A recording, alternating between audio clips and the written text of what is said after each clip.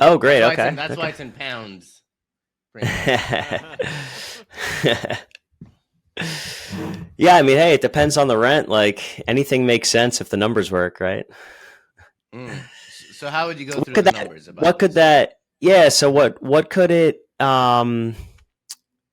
What could a 3 bedroom flat rent for in that neighborhood in London? Narrow street. Wait, Yeah. show me the postcode again. Yeah, let me What's the show you the postcode? postcode. Let's do the math. This is zoopla.co.uk, the number one housing. It's the Zillow of the UK. E14. Oh wow, that's far out. Okay. No, it's actually wait. E14 is zone would be zone 2, zone 3. So you could probably rent out each room depending on the size for and the for the depending on the area between 700 to 800 pounds a month. For Maybe a one bit room for one or the room. whole? Yeah, yeah. Okay. Mm-hmm. So if we say 750 or just 800 to make the math easy, so that's 2,400 a month for that side. I mean, and how much cash are you putting down on the property? Like if you're putting 25% down, so then you have what, a 600,000 pound mortgage? Yeah. Rates are what, 8%? Ooh, is that the case in the UK? Man, the I UK didn't check to be housing honest. market is fucked. Sorry, Yeah. it's screwed. So if we say, and I don't know the what loan term, like what amortization can you get over there? Like, I mean, even if you say 30 years, it's 4,400 a month in just principal and interest, let alone the taxes and insurance. So, and if your income's 24, so you're coming out of pocket 2 grand, and then you have to deal with all the maintenance, renting to the residents, and then when they destroy the property, you still have to fix it. I mean, I wouldn't do it. Oh, that Too sucks. steep. Too steep. Yeah. Okay, Well, so I was in Lithuania. I was in Lithuania one time with a landlord in London. I was backpacking around Europe, and he was telling me about the rents, and and he was on holiday in Lithuania in January. Just kind of, and he was an interesting guy, a bodybuilder guy, like really interesting dude. And he was telling me about some of these ratios, and I was thinking, man, how are you here? I'd be broke if I had that type of rent income on that type of expenses. Well, what did he say? What was his answer?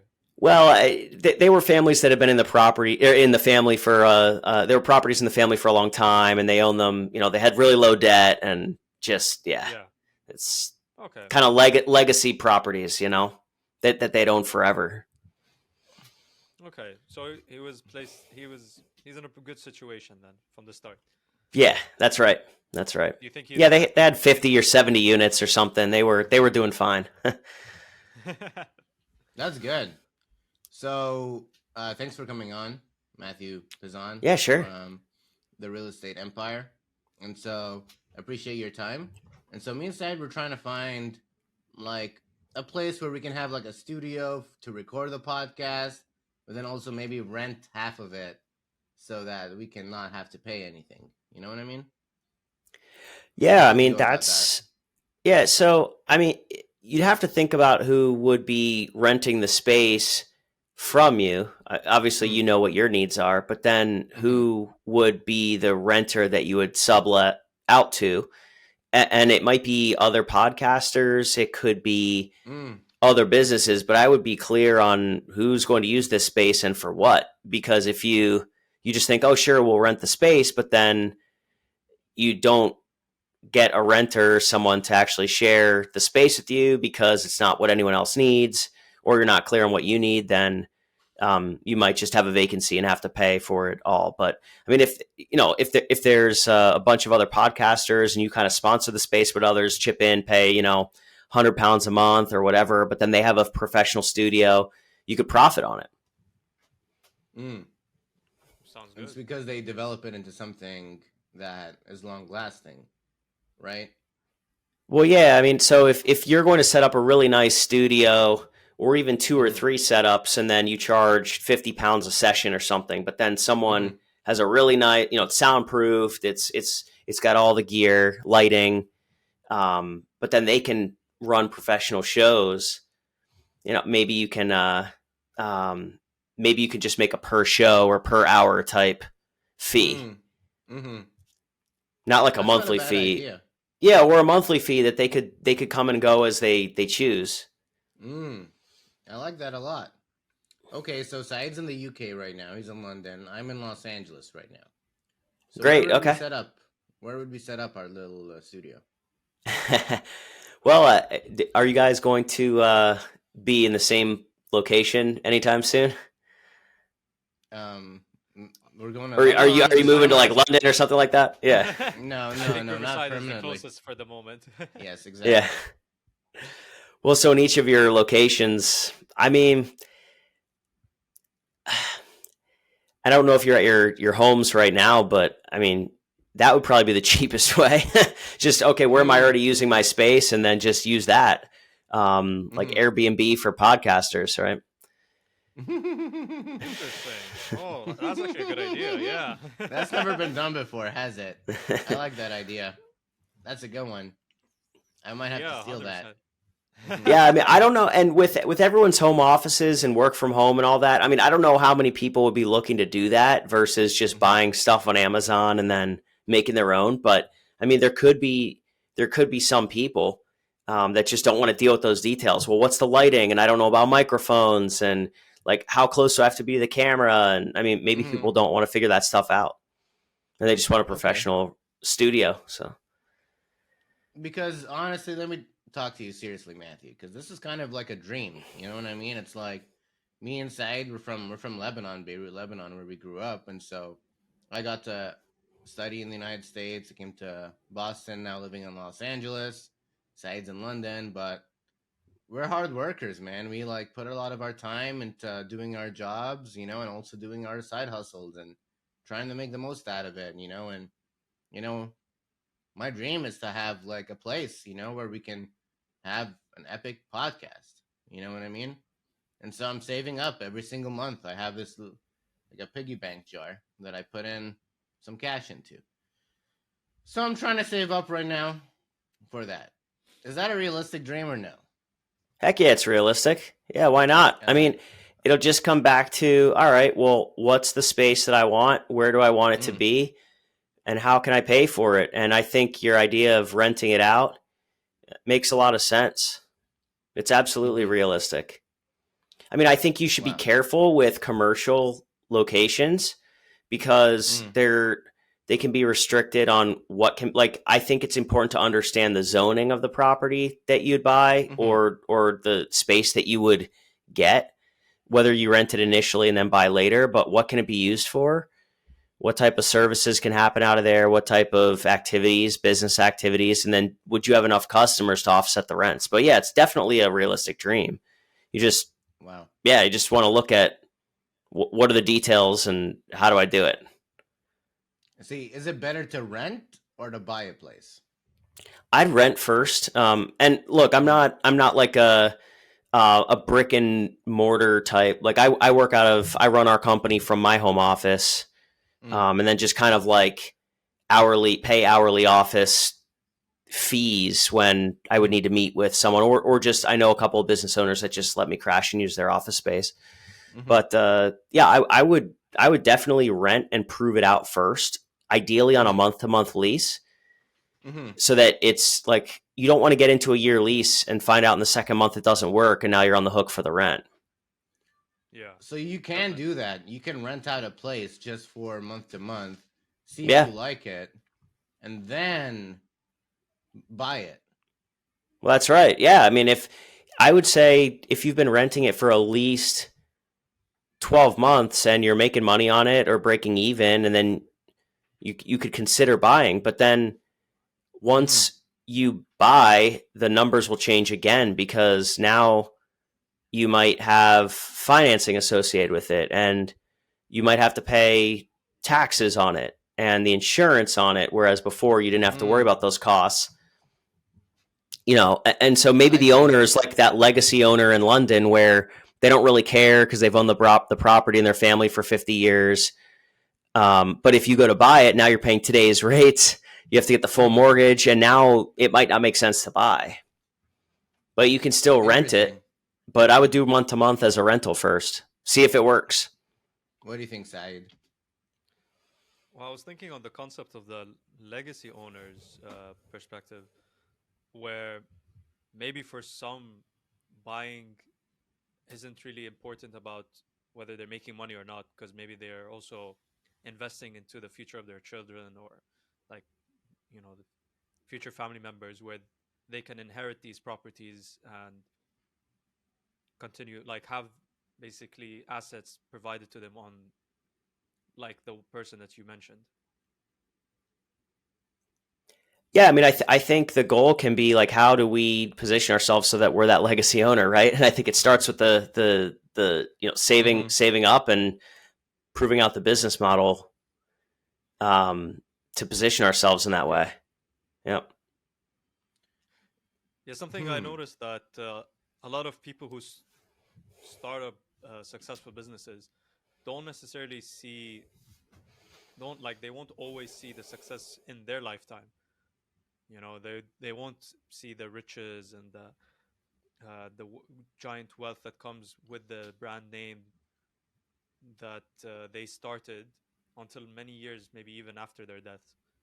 And it's interesting to see that, like, the family becomes rich, but maybe the person who started it doesn't actually ever be rich. The people who do end up being rich from the start are maybe one of the very few, like, ultra rare, uh, uh, individuals.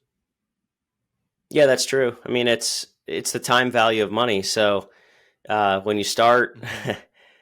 my wife and I started 10 years ago in real estate, and it's a grind, right? But our kids, we have two newborn twins. They're 3 months old, and we've been investing 10 years Congrats. before they were alive. So Yeah. it's like those return, like from Yeah, their for sure. life, they have a lot more life left in them than us. So yeah, so Yeah. it's That's a no really wonder good point. the business can, they just have more time to see it grow. So No, for sure. For me, I think the benefits of renting come down to, for me, like being able to dip and leave if I find it to be a situation that, like a location that doesn't work, and that I don't need to put all my assets into like renting a place, when I can put it in other kinds of investments. Um, right. yeah, but then the benefits of buying just become a bit more to me because, instead of paying rent to some person, with all respect, I could pay rent for myself, right? And I can save up my own money, and it turns into wealth for me, whatever. And over time, what was income that was like gone in a way, I actually get to keep. And it's the biggest, kind of one of the biggest expenses, because it's rent is one of the biggest expenses. Right. And then the freedom of not having someone like upping your rent, or some, whoever the person in charge, because I understand it's their house, it's their place, it's not technically mine, so they come up with the rules. And I understand that it's their rules, but I do enjoy the idea of being more free, having more freedom to do what I want with my own place, and the Yeah, and just financial to freedom that comes with it too. yeah, absolutely. And just as a point of clarification, because I've seen this over time Hmm. as well, as a homeowner, the the rent still goes up, even though I'm not paying it to a landlord anymore. The rent is Mm. called the city that raises taxes, Oh and no. Yeah. yeah, the rule and the bank that raises the interest rate when the market changes, right? So Hmm. it's everyone looks at like the owner, the landlord, like just making all this money. It's lost money. I mean, there are costs too on the other side. When taxes go up, and uh, you have a bank loan that has rules, right? So it's not all it's not all freedom and fun, right? Like and then you have to maintain the property. So like when stuff breaks, you have to fix it instead of calling someone else. Paying for insurance. You also have a target on your back because you're the property owner. So when stuff doesn't go wrong, the buck stops with you. There's pros and cons for sure. But from a business, like your original question for, okay, if I'm going to sublease business space or sublease space for podcasting or business activities, yeah, short-term lease is the way to go because how do you know it's going to work? And if you lock yourself in long-term, you're only increasing your risk and just not really you're just hoping that it goes well. So you're increasing your risk and not really getting a better return. You could still get the same with month to month, but more flexibility. So that's my 2 cents. Okay. I see what you're saying. Yeah. That was a great way to help me understand a bit more that I'm a bit naive and I have much more to learn. So thank you for coming on the podcast. And hey, look, I just provide a different perspective. Maybe I'm the naive one, right? So I guess that's fair. So what is interest rates? What does that even mean? Yeah, so interest rate is the rent on money. And what that means is if you're going to take money from an entity or someone, a bank, a friend, your parents, whatever, you pay back more than what you borrowed. And so interest is that rent. If I borrow $100, I pay back $105, and that $5 is rent, right? That's what interest rates is. So it's the cost of rent. So right now, rent on money is higher than it's been over the last 10 years.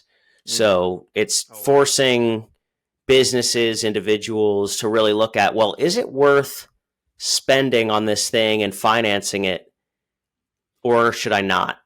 Right. And that's the point of raising rates. It's interesting that you're mentioning the increase in the interest rate, because when I was looking at like latest news and I was checking out, I was following Robert Kiyosaki for a bit. And I want to ask your opinion. What do you think about his statement that we're approaching the largest market crash since 2008? Well, first of all, I love Robert Kiyosaki's material. I've read pretty much all of his books, and his mindset was like a light going on for me. It changed everything for me. I've also been following him for 10 years, and he's been, the crash has always been around the corner. So, and so like, and so I think that I think the fundamentals are there for a crash. The only thing though right now, and I can only speak to real estate because that's what I do every day. There has been a crash in real estate. The only issue is that it's not price, it's supply.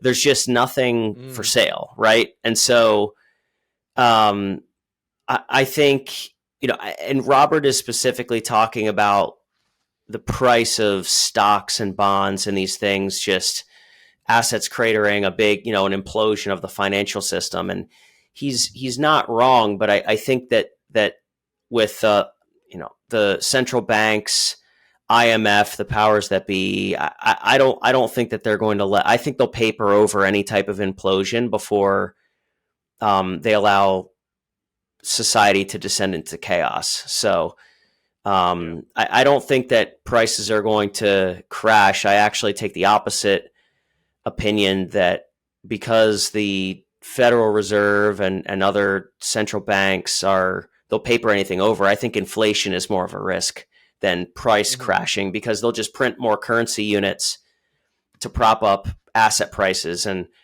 I'm all in on that bet because I don't think they're going to let prices crash. I think they'll inflate away debts, and I think they'll pump money into the stock markets and asset values before they let everything fall apart.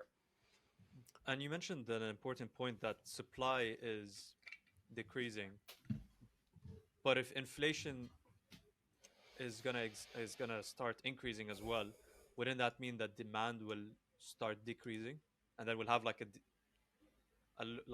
we'll have low supply and low demand at the same time? I don't think. Does that work?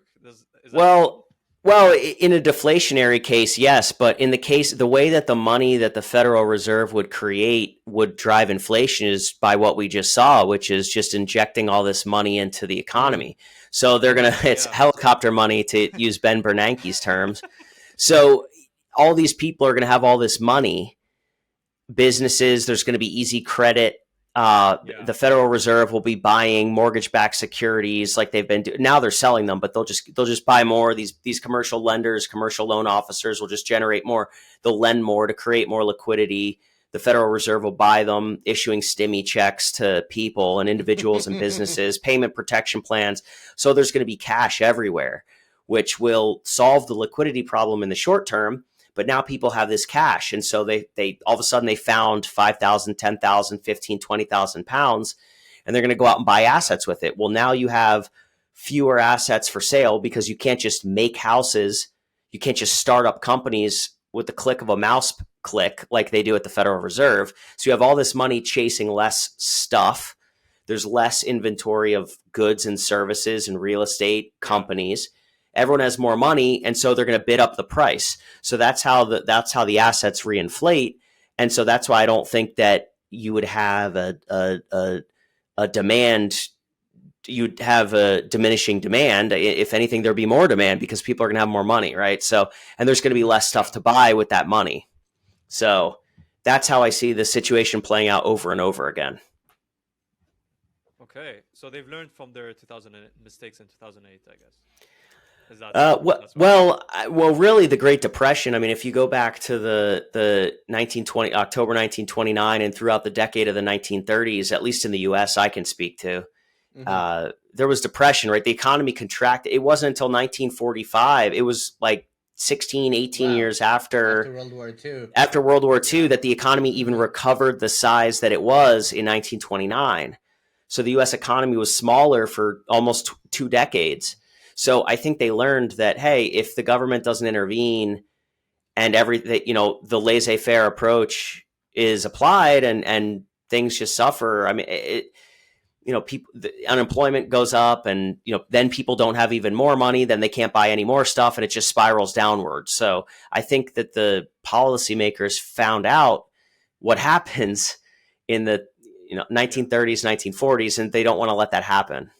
They'd rather create money and cause inflation, but then risk a Great Depression. To be honest, something that I remembered was, which you mentioned, was the helicopter money thing, and it reminds me of something. Care package. It reminds me of, like, when we're playing poker, there's always that one guy. Whenever someone is being the main benefactor of the bank in the poker table, and he just keeps putting in money after losing so much, he always plays a helicopter sound just as he's coming in to pay even more money into the bank, and we're just all staring at this guy like, bro, you gotta stop putting in money. It's like, you gotta take a step back. Yeah, he's driving up the price of the whole pot, right? So exactly. Yeah. The only problem the only problem is, in that analogy, is that we're assuming that all of us have the same number of chips at the table. There's a finite amount of chips. When you're playing with the central banks, they just keep creating chips. They just keep going. The guy in the corner, he's bringing chips from over there, over here. He's bringing he's making chips. He's making chips under the table, putting them on. You didn't have those, but he just put them on the table, right? That's the Federal Reserve. He's just there's that one guy in the there's that one guy in the corner who's like scooping in all of this extra wealth because he's making the right investments. Yeah, and hopefully that's us, right? Like, I mean, that's the idea. I mean, when there's more, that's the point of investing. I mean, and it's that there's it's not a zero sum game. I mean, poker is. It's either you have all the chips or you don't, right? But the way the economy works is, no, actually, it's not just someone betting on cards and taking someone else's chips. Like, it's just some transfer of, like, oh, you lost on the river, so I'm going to take all your chips. Like, the way the economy works is you actually create a value. Like, you create medicine, you put people into space. You do manufacturing. You're providing a service, a good. Like, it's not just an exchange of chips. Like, there's a product, there's new value. inventions, right? Technology, patents, that we're creating new things that didn't exist before. So it always bothered me, that economic mindset of, well, this guy has all the chips and like take from him to give to the other guy. It's like, well, no, I mean, there's all the value that was created in the meantime. Like, it's the difference between lacking and a fixed mindset versus a growth mindset, right? So that the poker analogy, the way that, if one guy ends up with all the chips, that's kind of like let's increase taxes, let's increase regulation, they're making too much money, let's tax, versus like, let's look at all the value, let's all create more chips together, right? That's what entrepreneurship is. Yeah. And not to go off on a tangent, but the poke, I hear the poker analogy all the time, right? So yeah. Okay, gotcha. You were mentioning also new technologies that are being created and the innovation that's being made in the real estate business. Could you share with us something that's currently you're really interested in from those? AI. Yeah. So the way that AI is changing the game for us, I really started ramping up our company 18 months ago. And I had all this knowledge in my head, but I needed to get it on paper. So we've been using tools like ChatGPT and other tools to just generate like baseline procedures for us. There's AI tools that my team uses that, for example, creating like this podcast, this could be turned into reels, and words are just put automatically on the reels, just by AI. It'll pick out the best clips. And I can't even remember the names of all the programs. We have them in a procedure, and then, there's new ones coming out all the time. And then my team just kind of evaluates them and makes their life easier by using these tools. Procedures, processes, social media. And then there's also like almost like chatbot stuff. Now that we've built out hundreds and thousands of documents of what do we do for this? What do we do for that? We're rolling out almost like a chatbot for the team where they can say, well, how do I determine the after repair value of a property in Allentown, Pennsylvania? And then the chatbot will refer to our procedures, look it up, and spit out an answer, or at least provide a link so that the employee can go look it up. So just stuff like that we're doing. Okay. It's interesting that you mentioned AI, because Ali loves AI. He's always asking about AI. And Ali, maybe you want to ask another question about AI. I can see it. I can see it in your eyes, man. No, it's just interesting to see how this is all gonna play out in the future. Yeah. I don't know. It's I know. I just find it very interesting with the whole housing situation. I'm gonna switch it from AI, but I saw recently in the news that this is kind of the hardest time ever for young people trying to buy their own properties. I don't know if that's true or not, but that's what they said on the news in history. And then also, I live in Los Angeles, and I see all these people that don't have any homes. There's a guy who sleeps on the street, literally in the middle of the street. And when I have to drive home, I have to go around him. Oh, dang. So, yeah. And so, but that kind of sucks. So how do we, is there really a crisis, as they say, or is that just are we always in a crisis? And then how about the homeless situation? Mm-hmm. Yeah, I mean, definitely. So I'll answer both. So, the crisis on affordability, and then we could talk a little bit about homelessness and that issue. But on the affordability side, yeah, I mean, there definitely is truth to affordability being a problem. And so in order to understand why, you have to look at, okay, so price, what is price? Well, that's just what a buyer and a seller agree to transact at. That's the price. Mm-hmm. It's supply and demand. So you can look at both sides of that equation. So if you look at demand first, what's going on with demand? Like what's causing demand to be higher, let's say? Well, so there's a bunch of things. And if you look at least in the US, millennials are now at their peak home buying years. It's the largest generation. I believe millennials, I'm one. I believe we're larger than the baby boomers, if not very close. I think we're larger.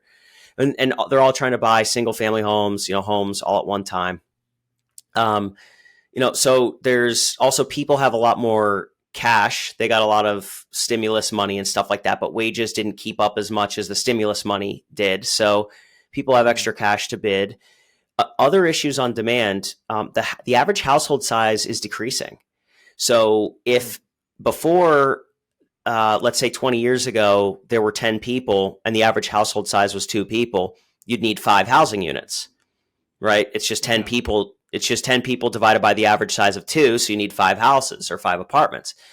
Well, now let's say it goes down to 1 and everyone wants to live alone, right? So now you have the same number of people. It's 10, but they need 10 apartments, right? Because they all want to live alone. So some of it is preference driven. It's not necessarily like, the big bad, like, oh, these, greedy landlords charging so much rent. I mean, some of it comes back to, well, there's actually more demand for the same number of apartments. And there's like other cars, for example, like when you're driving on the freeway and everyone has their own car. Yeah.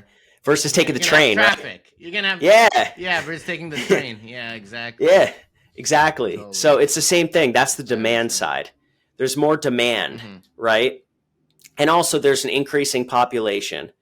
So there's more people, there's immigration, there's people coming in that weren't here, right? There's, and that's a whole separate issue is a lot more people coming in. Well, they have to live somewhere, right? So that's driving, population growth. But then on the supply side, what's happening on supply? Well, interest rates are high, so it's harder to build. People haven't been joining the trades for years because they've been, so there's less workers to build the houses. There's extreme amounts of regulation.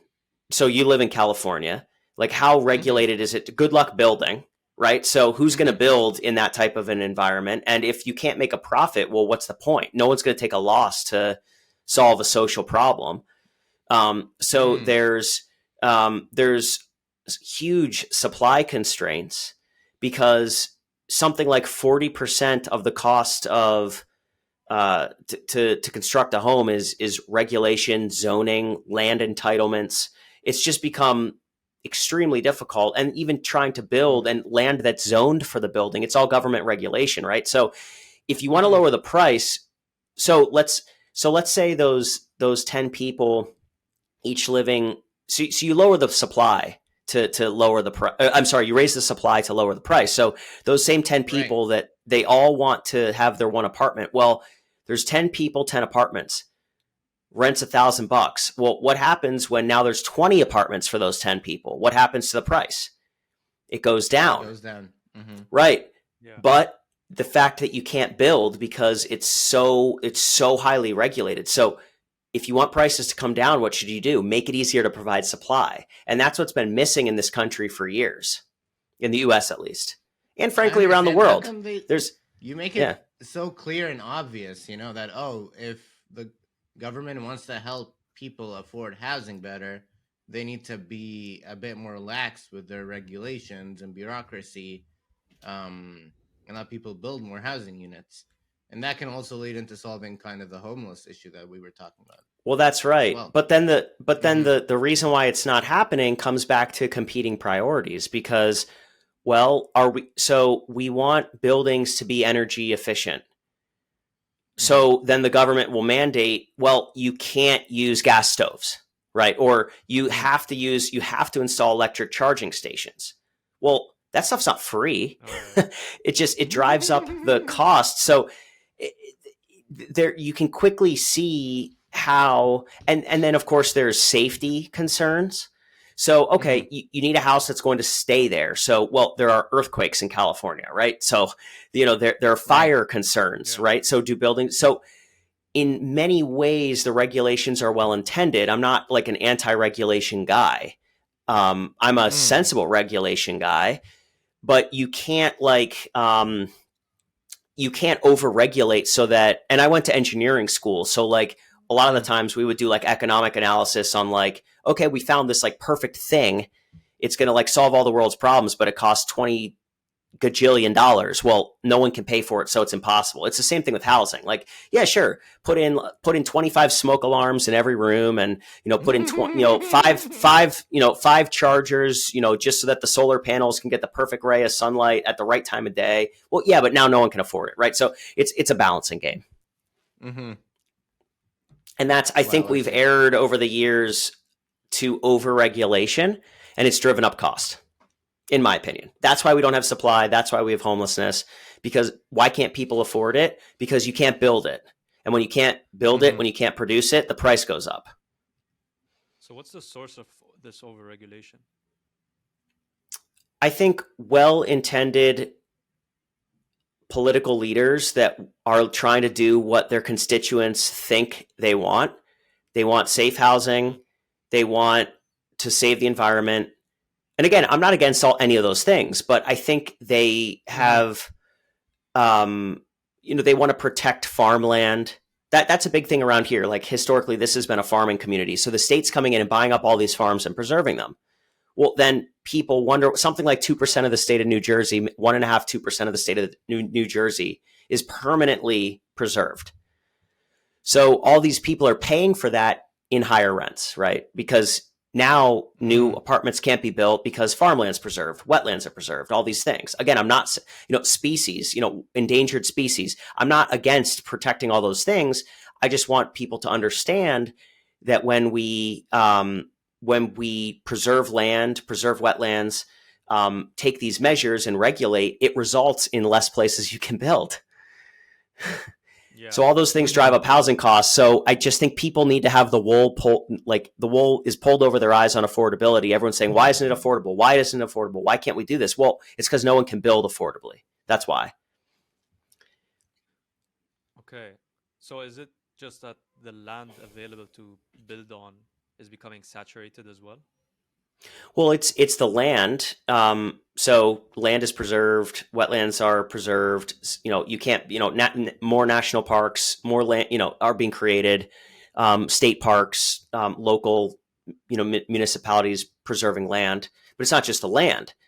It's the cost to construct. So you have an inspect. So in order to get the property zoned, you have to go through so many approvals. You have to do sewer modules. You have to do traffic planning. You have to do traffic studies. You have to go through various committees at the city, county level. You have to do, stormwater management, all these different things. And again, when well intended, you don't want to build here and then have flooding over there, right? So I'm not saying these things are bad, but they could be streamlined and reformed.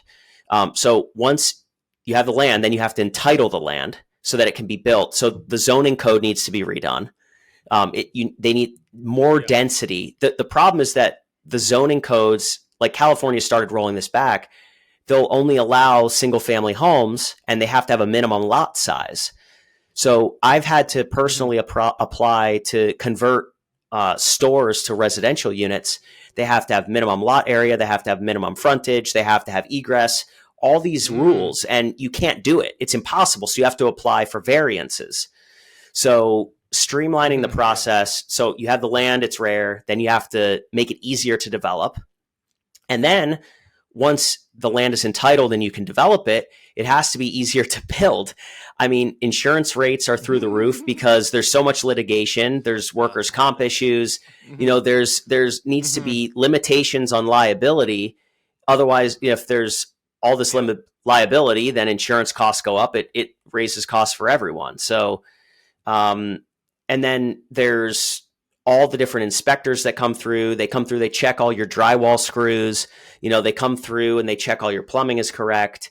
So I'm not saying those things are bad, but you have an inspector over at the building like every week to try to like do this stuff, right? And so and approve it. And then the developer has to wait for 2 months because the inspector's on paternal leave or whatever, right? So and then they can't build because the inspector got sick or he's on, that's happened to me. It's like, oh, well, we can't, okay, well, let's reschedule the inspector. We don't have anyone. Wait, so I can't proceed with the project because why?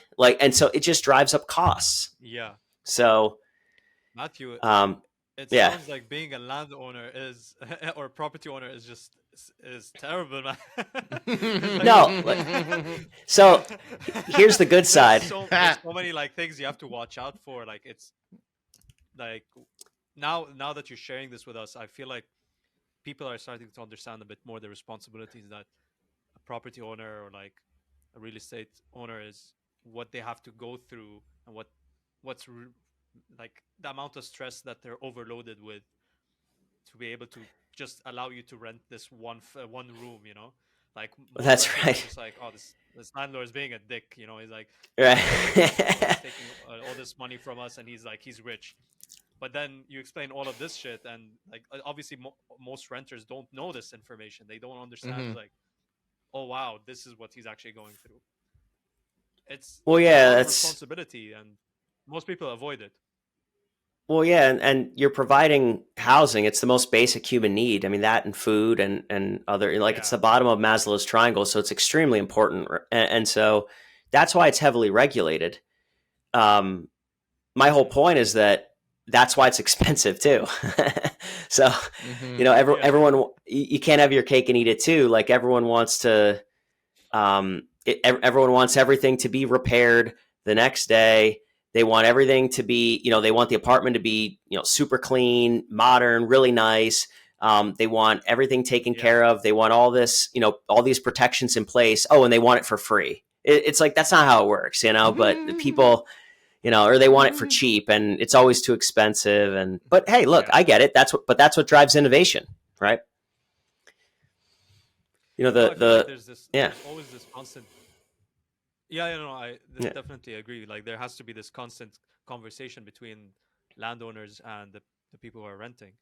But at the same time, I feel like the people who, like, the reason why there's a lot of conflict usually between the landowners and the people who are renting is there's a certain level of distrust maybe, or mis yeah, but which is, this level of distrust is usually, in my opinion, it's thrown upon just like a lack of communication.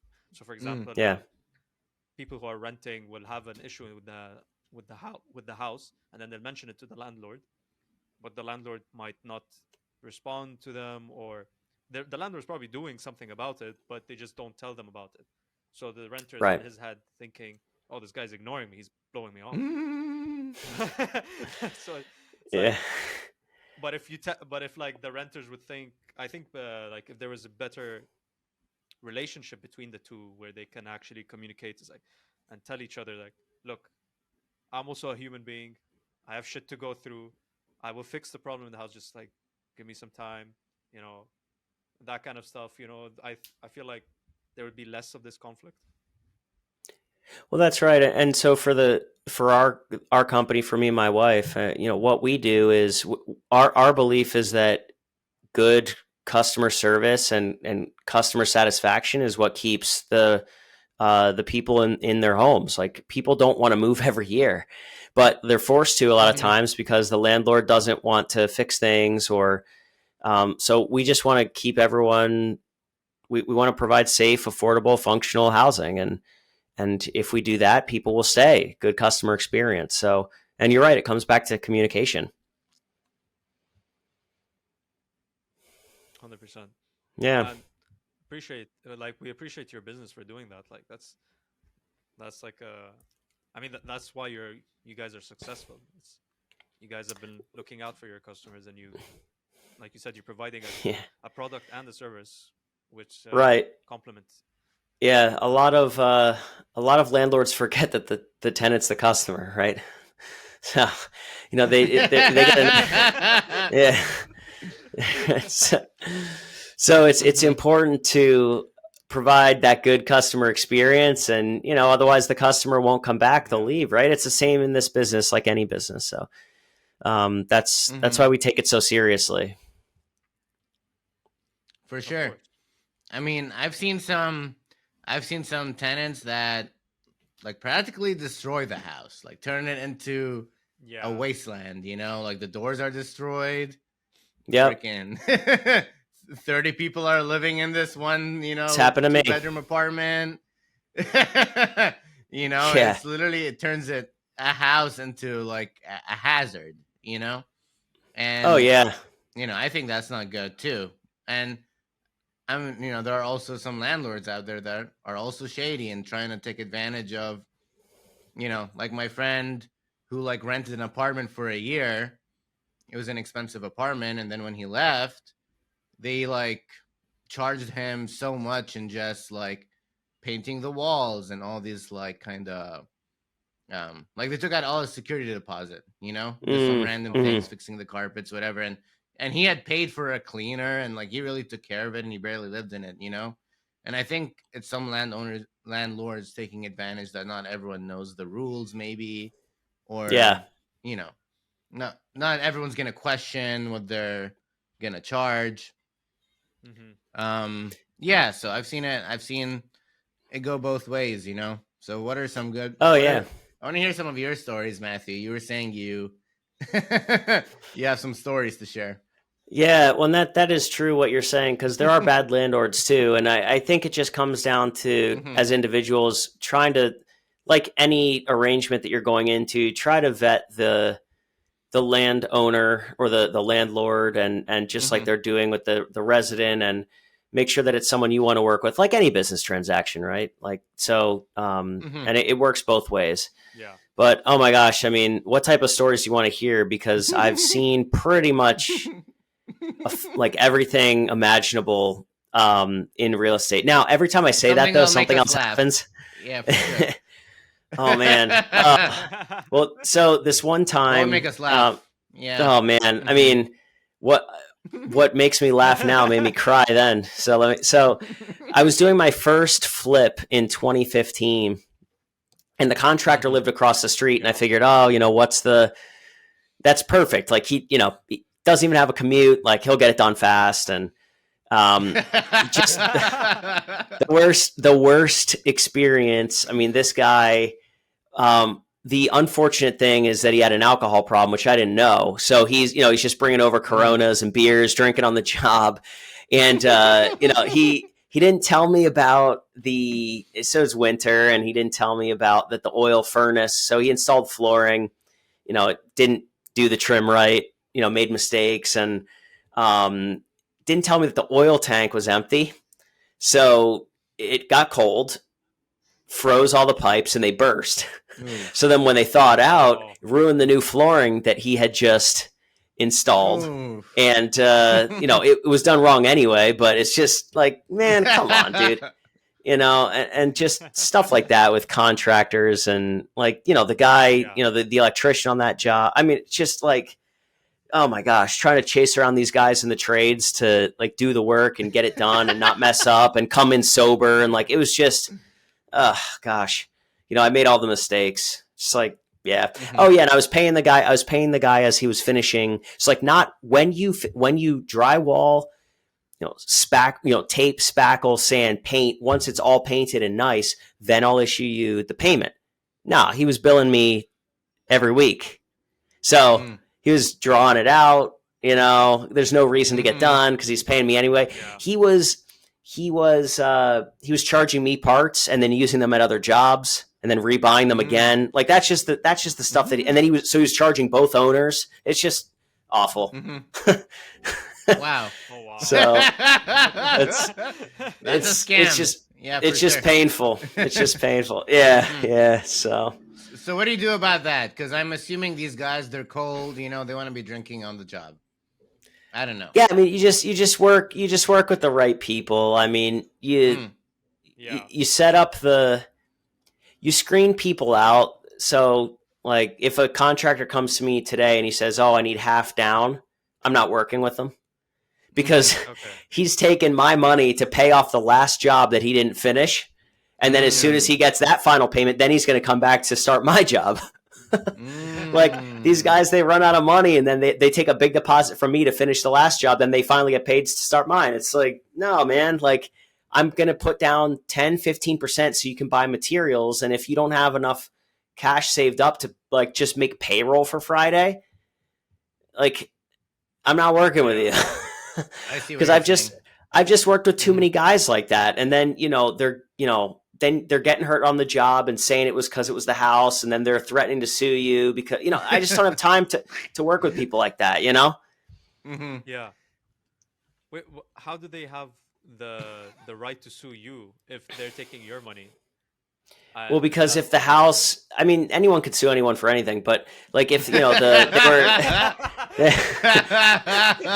and trust me, there's a separate story on that. There's a separate story on that I can't comment on because it's like, anyway, it's just like, it's the typical like, like trip and fall, but it wasn't even on my property, but I got served, like that type of thing. It's like not even related to my property. But anyway, that happened. Like, but anyway, so, I'm working on this and I tripped over this step. Like, that's your responsibility. But it's like, yeah, but you're supposed to repair that. Like, it's just, I mean, nothing ever came of that, but like, it's just the stupid stuff like that. When, look, if the guy can't make payroll on Friday, like, I can't, like, I can't work with him because he's just going to be constantly badgering me about like, oh, pay me.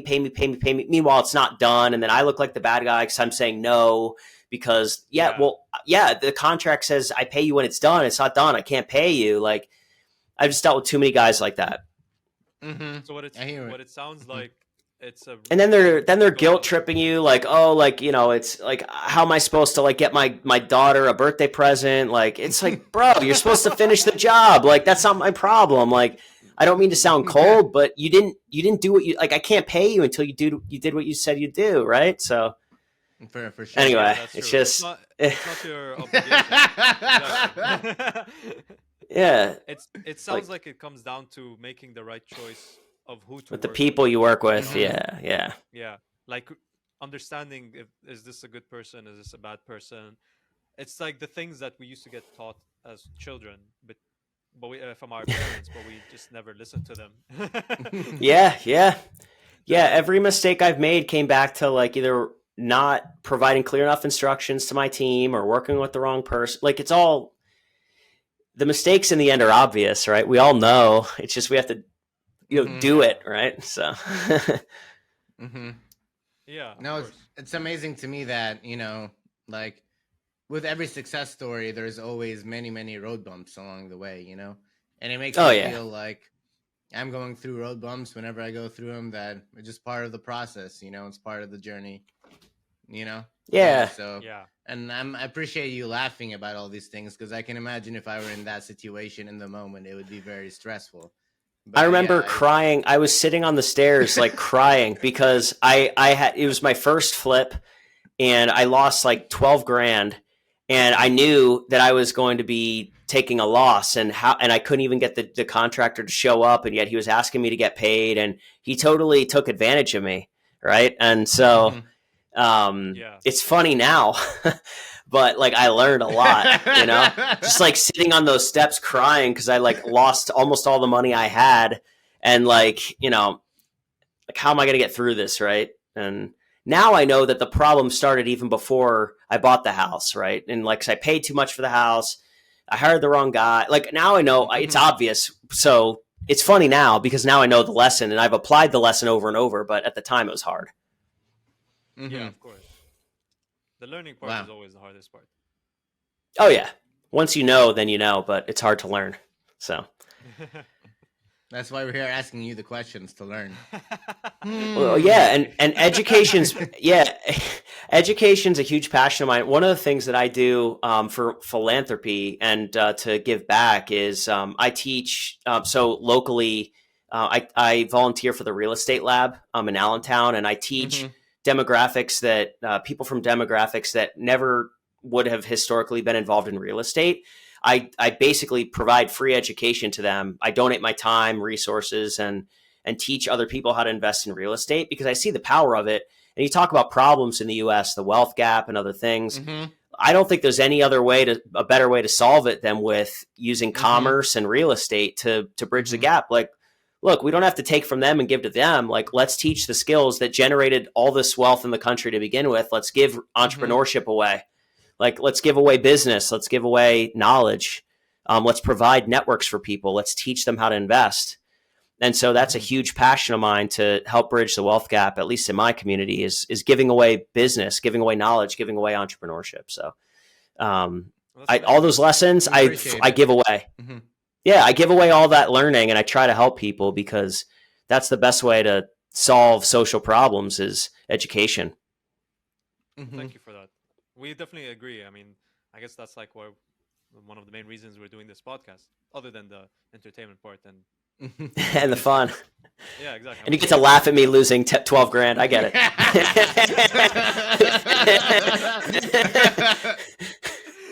It feels like you're very tense when you're saying that. No, I'm kidding. Yeah. What do you no, but education's important. So yeah. And we thank you so much, Matthew, for sharing all this information with us. I'm pretty sure whoever's watching, all our audience members, definitely took a lesson from your success and your mistakes and the people you've interacted with. And where can people find you, man? Where can people get to learn more about your work? Yeah, sure. And I know we touched on a lot of the business side, but I mean, the whole purpose is really look, let's make our society a better place. Let's solve problems. Like business, real estate, it's the vehicle, right? But so you can find me at pezonproperties.com. And then all of our social media accounts, stuff like that. And, happy to connect. You can fill out the form on our website, happy to meet, set up a call, and just help other people learn about real estate. Perfect. That's amazing, man. That's a great message. Thank you so much for being on the podcast. And guys, thank you for watching. You know how we do it. Salute to cover the camera. Woo. I'll do it too. Yeah, Matthew. Done. I didn't